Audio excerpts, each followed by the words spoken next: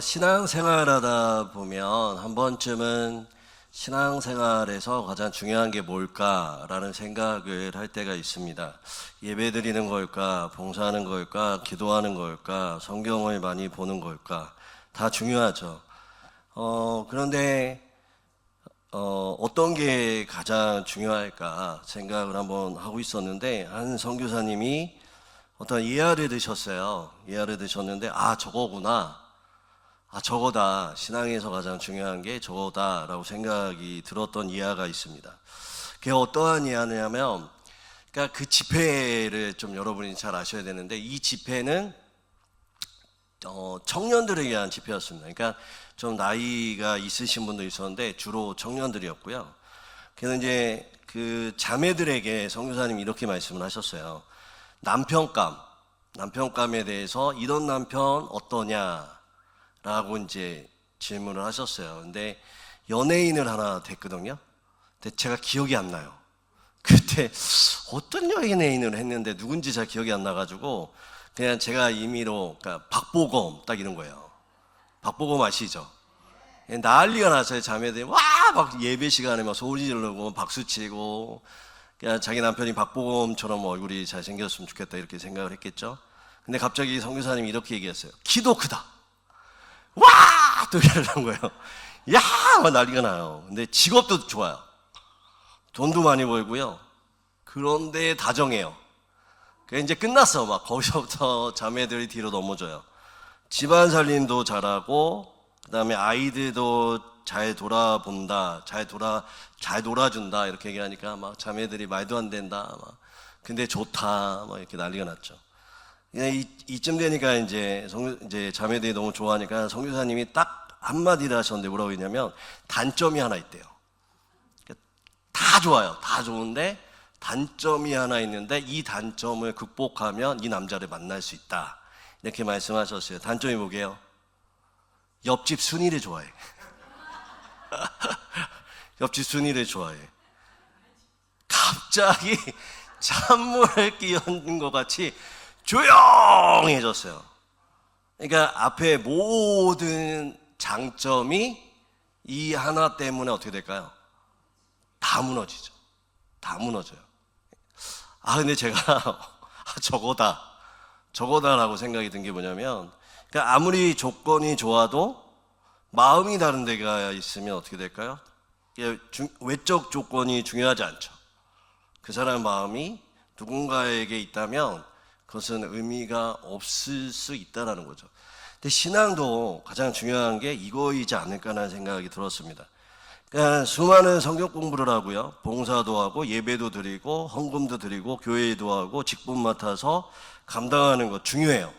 다 중요한데 그 중에 뭐가 있어야 될까요? 마음이 있어야 돼요. 이게 가장 중요합니다. 오늘 본문의 예수님은 나무와 열매를 말씀하세요. 33절 말씀 보시면 33절 한번 읽어볼까요? 33절 한번 읽어보겠습니다. 시작.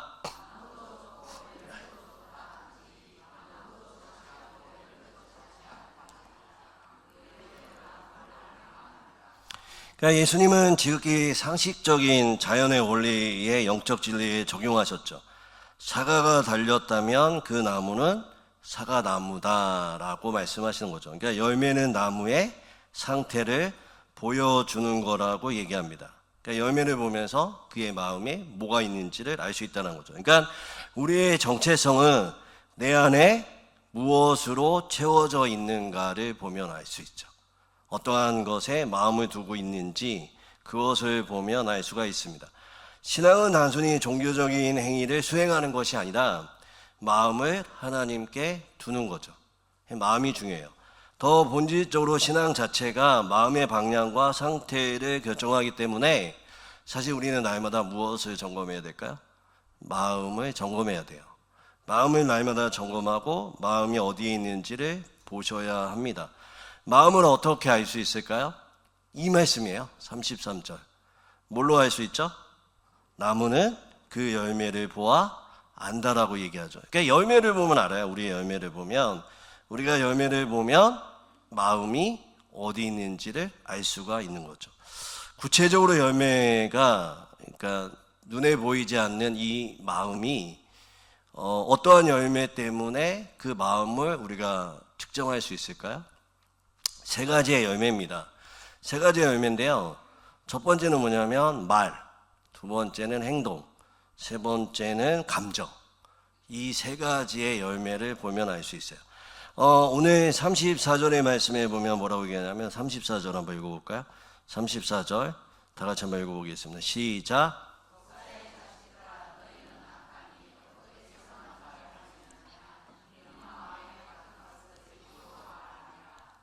그러니까 마음에 가득한 것을 뭘로 말한다고요? 입으로 말하는 거죠. 그러니까 내 마음이 무엇에 가득한 건지 알 수가 있는 거죠. 여러분, 제가 예전에 이런 설교했거든요. 얼굴의 미소는 무엇이 결정한다? 마음이죠. 얼굴의 표정은 마음이 결정하는 거죠. 그러니까 얼굴이 웃는 얼굴, 찡그린 얼굴이 얼굴의 근육이 아니라 마음의 상태에 따라서 얼굴이 나타나죠. 마찬가지예요. 말도 마찬가지입니다. 우리의 마음에 무엇으로 차 있는가, 그리고 우리의 마음이 어떤 경향으로 치우쳐 있는가, 우리의 마음이 어디에 사로잡혀 있는가, 어디로 나가고 있는가에 따라서 우리의 마음이 어떤 것에 사로잡혀 있는지를 알 수 있죠. 입은 마음의 창고를 여는 문이죠. 그러므로 말은 단순한 언어 생활이 아니라 마음의 내용물이에요. 두 번째는 행동입니다. 행동은 마음의 방향이 밖으로 표현되는 거죠. 무엇을 선택하는가, 무엇을 반복하는가, 어떠한 습관이 있는가, 또 어떠한 반응으로 나가는가. 평소에는 믿음이 있다라고 말하지만 고난이 오거나 위험이 오거나 위기 앞에서 언제나 어느 방향으로 가는지, 어떤 행동을 하는지를 보면 뭐가 있을까요? 내 마음이 어디로 가는지, 그리고 어떠한 것으로 쌓여 있는지를 알 수 있죠. 35절 한번 읽어볼까요? 35절 한번 읽어보겠습니다. 시작.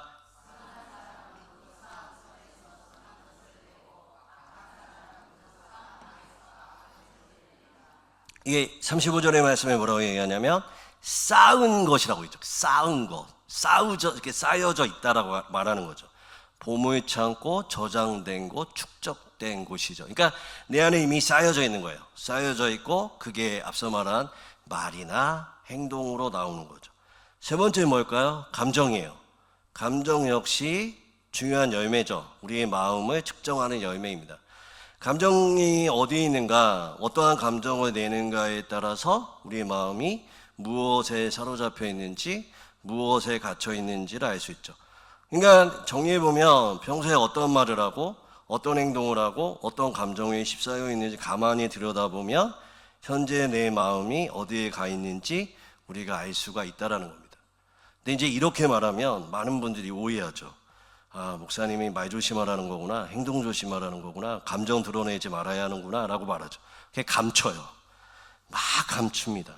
근데 아니에요. 감추라고 이 말씀이 있는 게 아니라 뭐하라라고 말씀하고 계시냐면 살피라고 말씀해요. 살피라고. 우리의 감정을 살피라고. 그래서 36절과 37절이 이 이야기를 합니다. 36절과 37절 한번 읽어볼까요? 무서운 말인데 이게 심판의 말이 아니라 살피라는 말입니다. 36절, 37절 한번 읽어보겠습니다. 시작.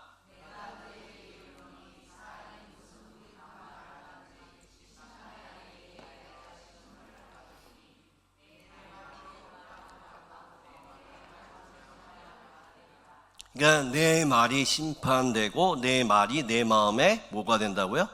증거가 된다라고 얘기하죠. 쌓은 것이 있다라는 거죠. 잘못된 방향으로. 근데 그것이 심판에 있다라고 말하는 건 뭘까요? 당장 심판이 있는 게 아니라 심판이 앞으로 있으니까 뭐 하라는 거죠? 이 말의 의도는 살피라는 거예요. 살피라는 거. 그러니까 여러분 생각해 보시면요. 내가 말하는 것, 행동하는 것, 그 다음에 내 감정을 잘 생각해 보셔야 돼요. 그러니까 말 조심해야지, 행동 조심해야지, 아니면은 감정을 조심해야지가 아니라 나도 모르게 나오는 말들이 있죠. 나도 모르게 하는 행동들이 있죠. 나도 모르게 나오는 감정들이 있죠. 이거를 보면서 여러분이 나는 이 말들, 이 행동, 이것이 어디로부터 오는가를 생각하라는 거예요. 살피라는 겁니다. 살피라는 겁니다. 잠언 4장 23절에 보면 무릇 지킬만한 것보다 더욱 내 마음을 지키라 생명의 근원이 이에서 남이다 라고 얘기하죠. 그러니까 마음을 지키는 것이고 살피는 것이고 흐름이 어디로 가고 있는지 어떠한 것에 뿌리를 두고 있는지를 봐야 된다라는 거죠.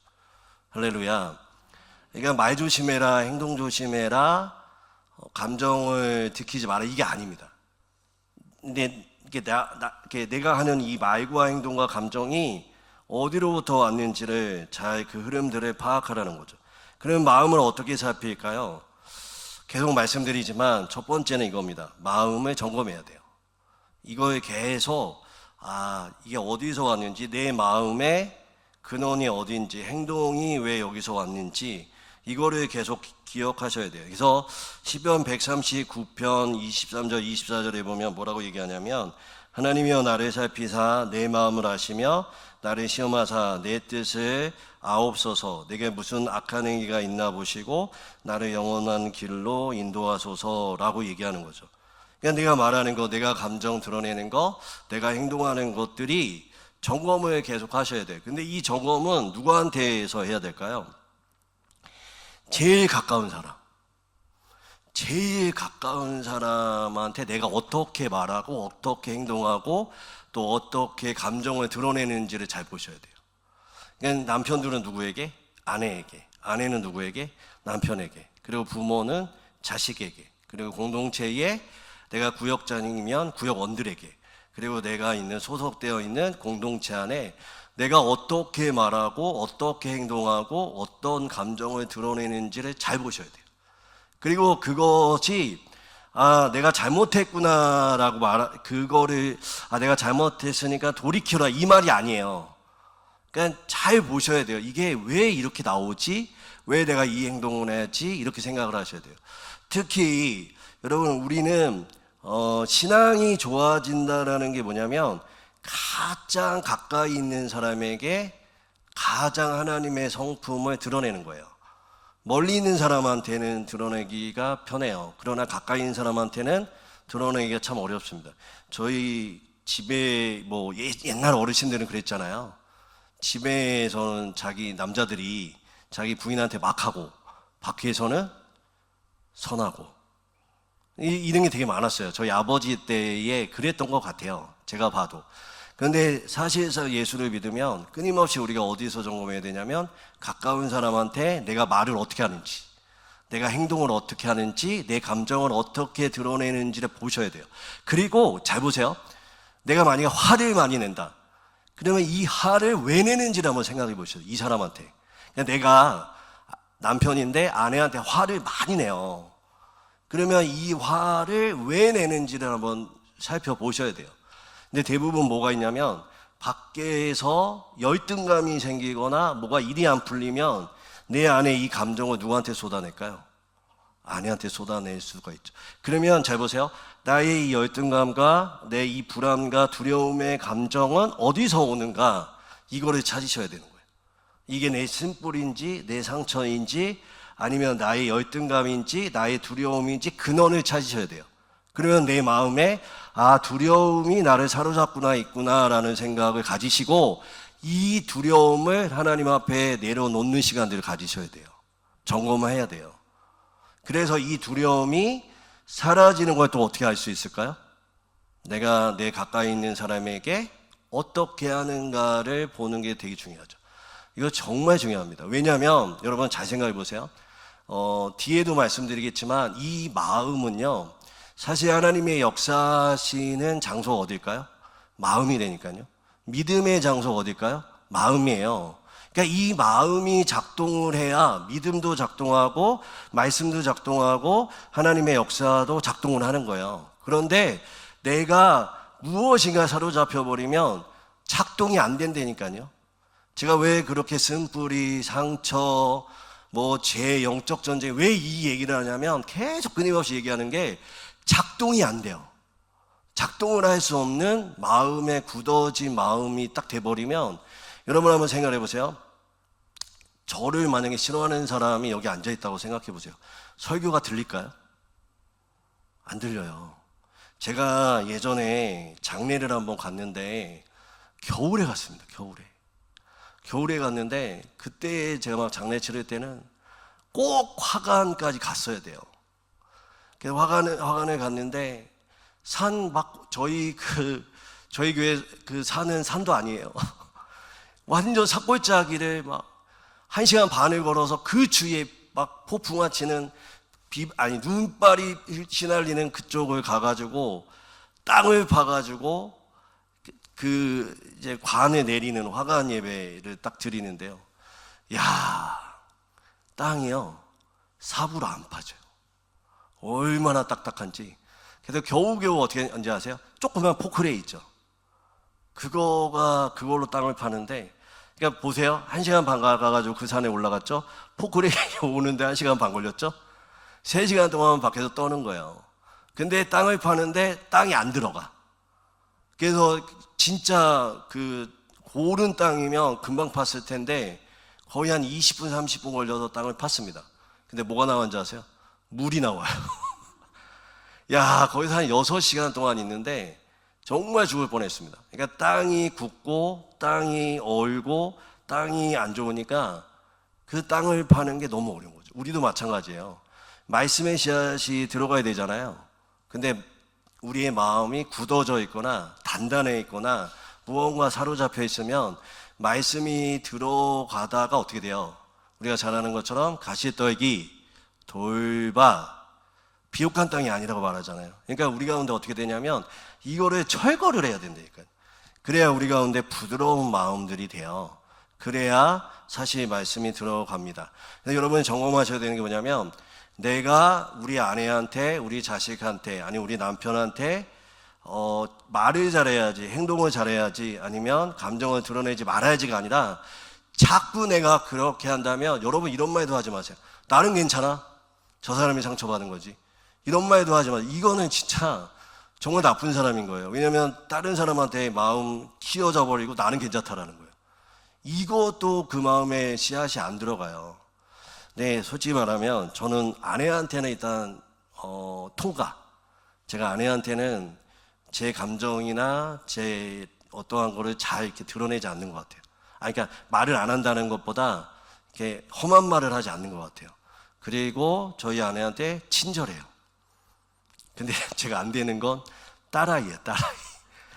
야, 딸아이는 힘들어요. 오늘도 설교하기 올라오다가 제가 이 설교를 해가지고 마음을 좋게 해야지 했는데 딸이 저한테 한마디 하고 왔어요. 그리고 나서 후회했잖아요. 후회하고 회개하고 나는 왜, 또 점검하는 거예요. 왜 얘를 가잉 보호할까? 이것도 저는 점검해보고 싶어요. 점검해봐서 이 뿌리가 뭔지를 좀 찾고 싶어요. 왜 얘한테, 그러니까 왜 싸웠냐면, 말씀드릴게요. 딸아이는 학교에서 여기까지 걸어오고 싶어, 자기 혼자. 근데 나는 위험하다라는 거예요. 그래서 이제 부모님이 가가지고, 한 명이라도 가가지고 오게 한다는, 거기가 좀 무섭잖아요. 근데 여러분은 콧방귀 끼시겠지만, 그러니까 이게 어디서 왔는지 저도 잘 모르겠어요. 왜 얘를 이렇게 가잉보호하고 왜 그럴까? 그러니까 지금 저도 이거는 찾으려고 그래요. 근데 딸아이가 다행히 상처 입지 않은 것 같아요. 그러니까 이렇게 점검을 하셔야 돼요. 점검하고 이게 어디서 왔는지, 그래서 어떠한 것이 되어줘야 될까요? 우리 마음이 부드러운 마음이 되어야 합니다.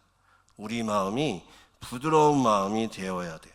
재밌는 게 뭐냐면 성경에는 이 마음에 대한 성경 구절이 정말 많습니다. 집에 가가지고 뭐 인터넷이나 뭐 어디에 마음치고 성경에서 얼마나 많이 얘기하는가 한번 찾아보시면 놀라운 게 정말 마음에 대한 것들 하나님 말씀하시는데, 특별히 에스겔 36장 26절에 보면 또 새 영을 너희에게 두고 새 마음을 너희에게 주되 너희 육신에게 굳은 마음을 제거하고 뭐라고 얘기하냐면 부드러운 마음을 줄 것이며 라고 얘기하죠. 그래서 사실은 우리가 수요 예배 나오고 기도하고 말씀 듣고 회개하는 이 자리가 결국은 어떠한 자리일까요? 우리가 점검했던 굳은 마음들이 부드러워지는 마음인 거죠. 여러분 생각해 보시면 예배를 여러분 많이 드리시는 분들은 저와 같이 일주일에 9번, 10번을 드려요. 그리고 어떤 분은 뭐 3번 또 5번 이렇게 드리시는데 예배가 여러분에게 실제적으로 도움이 되는 게 뭘까요? 여러 가지 있겠지만 말씀과 기도와 찬양을 통해서 내 굳은 마음들, 내 마음의 딱딱한 마음들을 어떠한 마음으로 바꿔야 될까요? 부드러운 마음으로 바꾸는 거구나라는 생각을 하셔야 돼요. 때로는 여러분이 은혜를 받을 때도 있고 때로는 아무 감정을 느끼지 못하고 가실 때도 있지만 끊임없이 여러분 가운데 어떠한 생각을 해야 되냐면 내 마음이 완고한 마음이 오늘 기도하고 말씀 듣고 찬양하니까 그나마 부드러운 마음이 되었구나. 이 마음을 부드럽게 하셔야 돼요. 근데 중요한 게 뭐냐면요, 이게 기도와 말씀과 회개로만 될까요? 될 수도 있는데 안 될 수도 있잖아요. 그럼 여러분 어떻게 하셔야 되냐면 여러분의 마음을 부드럽게 하는 것들을 한번 해보셔야 돼요. 그러니까 요즘에 제일 좋은 게 뭘까요? 벚꽃 구경. 네, 벚꽃 구경, 꽃 구경. 그 다음에 뭐 여러분 요즘에 날씨가 좋잖아요. 그러면 들로산으로 가셔야 돼요. 그래서 어떻게 하냐면 끊임없이 여러분의 마음을 점검하시고 뭘로 만들어야 될까요? 부드러운 마음으로 만드셔야 돼요.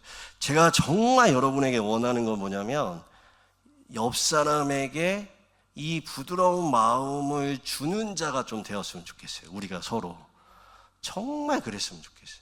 그러니까 마음을 딱딱하게 만드는 게 아니라 어떻게 해요? 부드럽게 녹아버리게 하는 거에 좀 집중을 한번 해보세요.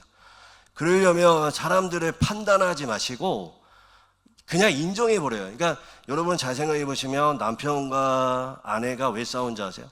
제가 그랬잖아요.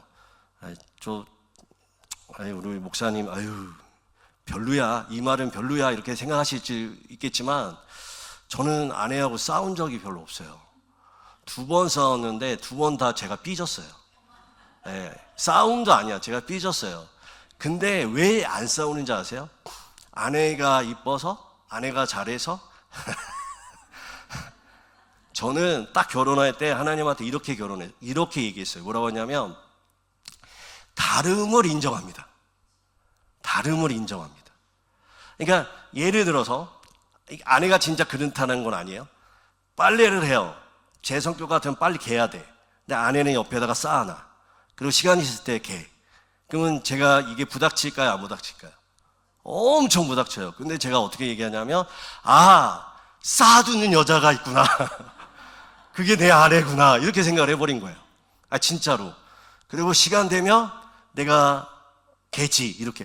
진짜 이렇다라는 게 아니라 예를 들어서 그런 겁니다. 그러니까 그냥 이 사람은 이렇네라고 하는 거죠. 그러니까 어떤 부분은 이런 경우도 있잖아요. 목소리가 너무 큰 사람 있잖아요. 왜 저렇게 목소리 내지? 목청이 좋구나. 작은 것보다 낫다. 내가 나이 들면 내가 귀에 안 들려도 저 남자 소리는 잘 듣겠구나. 이렇게 그냥 인정해버리고 다름을 인정해버리면 어떻게 될까요? 차라리 나아요. 자식은 잘 안 되더라고요. 제가 해보니까 자식은 안 되는데 결과적으로 무슨 말씀을 드리고 싶으냐면 이 풀어주는 역할을 계속 하셔야 돼요. 여러분 말씀을 들을 때 정말 중요한 게 뭐냐면 신앙생활 할 때 정말 중요한 게 뭐냐면 이 말씀이 딱딱해져 버리고 말씀이 굳어지잖아요. 그러면 말씀을 받거나 성령의 역사나 믿음 생활하는 게 정말 어려워요.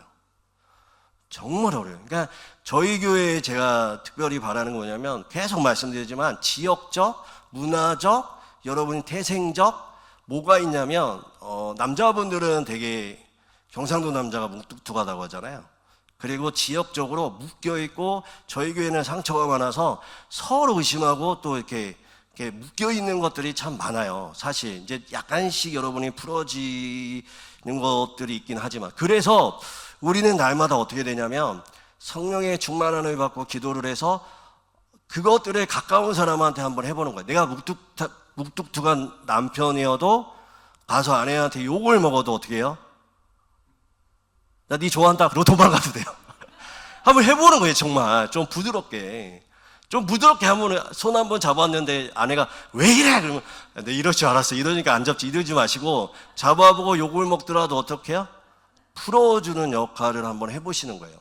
제가 장신대 다닐 때 책표를 드렸는데 연동교회 이성희 목사님이라는 분이 오셔가지고 설교를 하셨어요. 근데 제가 그분 설교에서 정말 한 대 맞는 듯한 예화가 아니라 실제로 하시는 것들을 들었는데 뭐였냐면, 그때 제가 결혼도 안 할 때예요.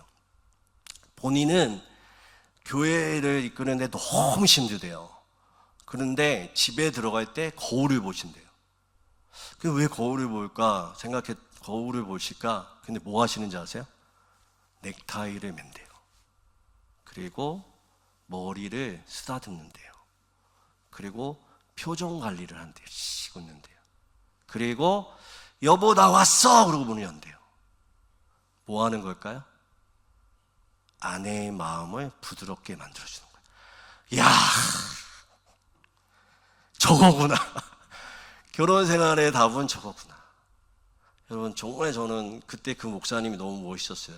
왜냐하면 묶는 자가 아니라 풀어주는 자잖아요. 누구를? 아내를. 야, 저게 정말 믿는 자의 모습이고 목자의 모습이구나라는 생각을 너무 많이 했습니다.